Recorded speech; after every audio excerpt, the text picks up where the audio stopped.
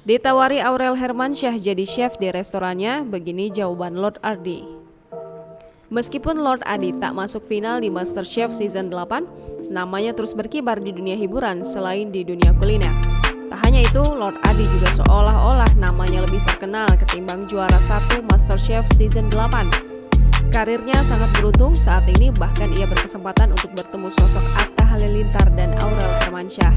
Kini, Lord Adi mencurahkan isi hatinya di depan Aurel Hermansyah dan Atta Halilintar, segala isi unek-uneknya.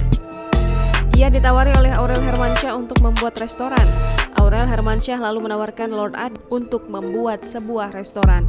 Dijawab oleh Lord Adi mengenai tawaran dari Aurel Hermansyah, tampak Aurel Hermansyah serius dengan tawaran tersebut pada Lord Adi. Mengenai tawaran tersebut, Adi masih berpikir dulu untuk kedepannya. Aurel Hermansyah memang punya cita-cita untuk membuat restoran. Atta Halilintar lalu menambahkan lagi konsep restoran idaman Aurel Hermansyah. Adi lalu menyanggupi permintaan Aurel Hermansyah. Komentar beragam pun menghampiri Instagram viral nomor 1. Jangan lupa subscribe, share, komen, dan like ya!